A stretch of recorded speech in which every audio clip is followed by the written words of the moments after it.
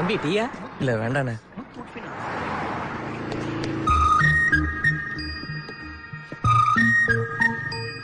ஒரு டீ.